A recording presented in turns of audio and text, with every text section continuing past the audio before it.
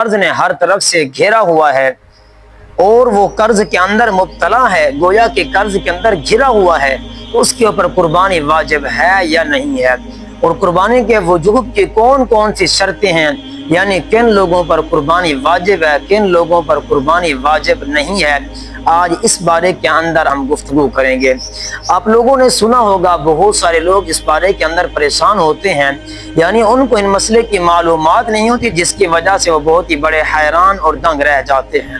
حضرات، قرآن کریم کے اندر اللہ کریم قربانی کے بارے میں سورۃ الکوثر اور آیت نمبر 2 کے اندر فرماتے ہیں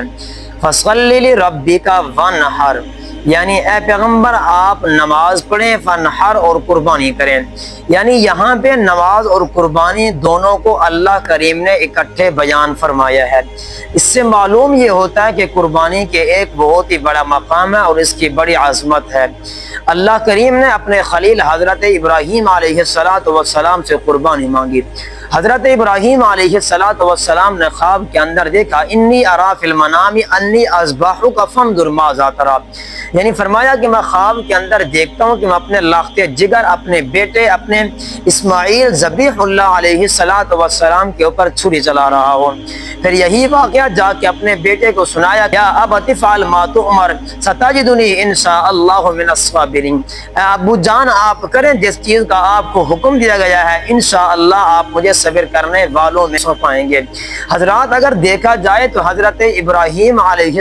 السلام نے اپنے بیٹے اپنے یعنی لاخت جگر حضرت اسماعیل ذبیح اللہ علیہ السلام کی قربانی کی ہے، اور یقیناً اس بات کے اوپر تیار تھے وہ کہ اللہ کے نام کے اوپر اللہ کی خوشنودی حاصل کرنے کے لیے، اللہ کا قرب حاصل کرنے کے لیے وہ اپنے لاخت جگر اب قربانی کرنے کے لیے تیار تھے۔ حضرات، آج کے جو اہم مسئلہ ہے وہ یہ ہے کہ قربانی کن لوگوں کے اوپر واجب ہے، کن لوگوں پر قربانی واجب نہیں ہے، یا پھر وہ آدمی کے جو قرض کے اندر مبتلا ہے آیا کہ اس کے اوپر قربانی واجب ہے یا قربانی واجب نہیں ہے۔ اس کی آپ صورت یوں سمجھ لیجئے کہ وہ آدمی کے جس کے اوپر اتنا قرض ہو کہ اگر اس کے پاس رقم ہے اور وہ قرض کو ادا کرے، قرض کو ادا کرنے کے بعد اس کے پاس اگر مال اتنا بچتا ہے جو صاحب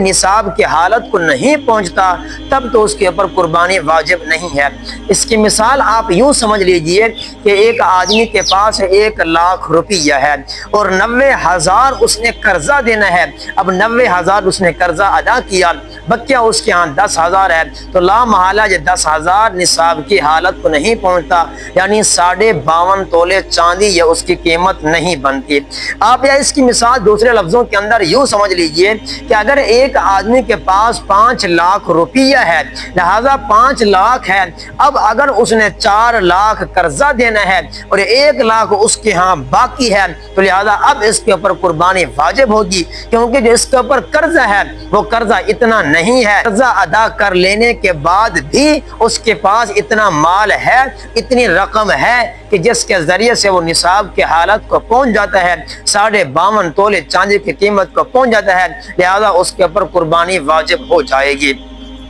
خلاصہ یہ ہے کہ آپ یوں سمجھ لیجئے اگر کسی آدمی کے اوپر قرضہ اتنا ہے کہ اگر وہ قرضہ ادا کرے، قرضہ ادا کرنے کے بعد اس کے پاس مال اتنا ہے کہ جو نصاب کو نہیں پہنچ سکتا، تب قربانی واجب نہیں ہے۔ اگر اس کے پاس جو بقیہ مال ہے قرضہ ادا کرنے کے بعد اگر وہ نصاب کو پہنچ جاتا ہے، تب اس کے اندر ہر حال کے اندر اس کے اوپر قربانی واجب ہے، یعنی قربانی کرنا ضروری ہے۔ اس قربانی کی فضیلت کیا ہے؟ اللہ کے پاک پیغمبر علیہ السلام نے فرمایا یوم الاضحیہ یعنی قربانی کے دن اللہ کے ہاں محبوب ترین عمل، سب سے زیادہ بڑا عمل اللہ کے ہاں کیا ہے؟ اللہ کے پاک پیغمبر علیہ السلام نے فرمایا قربانی کے دن اللہ کے ہاں بڑا عمل یہی ہے کہ آدمی اللہ کے نام کے اوپر جانور کو ذبح کرے، یعنی جانور کی قربانی کرے۔ آپ علیہ السلام کی ایک اور حدیث ہے، محبوب کریم علیہ السلام نے فرمایا ون وسعتن، یعنی جو آدمی وسعت رکھتا ہے فلم یصح پھر اس نے قربانی نہیں کی فلا یقربن مصلانا وہ ہمارے عیدگاہ کے قریب نہ آئے۔ یعنی آپ علیہ الصلوۃ والسلام نے فرمایا اللہ نے جس آدمی کو مال جائیداد دھن دولت عطا فرمائی ہے اس کے پاس وسعت تھی، وہ قربانی کر سکتا تھا، لیکن پھر بھی اس آدمی نے قربانی نہیں کی، تو لہذا آپ علیہ الصلوۃ والسلام نے اس بارے کے اندر وعید بیان فرمائی ہے فلا یقربن مصلانا، یعنی ایسا آدمی ہمارے عیدگاہ کے قریب نہ آئے۔ حضرات اس قربانی کا اجر اور ثواب کیا ہے، اس کا مقام کیا ہے؟ آپ علیہ الصلوۃ والسلام نے فرمایا کل قیامت کے دن اللہ اسی قربانی کے بدلے کے اندر اپنے بندے کو بڑھا اور چڑھا کر ثواب اور اجر عطا فرمائیں گے، اور پل صراط کے پر یہی وہ جانور ہوگا اس کے لیے گویا کہ وہ سواری کا کام آئے گا۔ اور آپ علیہ الصلوۃ والسلام نے فرمایا اس جانور کے اندر جو بال ہوتے ہیں، جو اس کے کھر ہوتے ہیں، یعنی حتیٰ کہ اس کا جو تمام تر جو نکلنے والے جسم سے گوبر ہوتی ہے،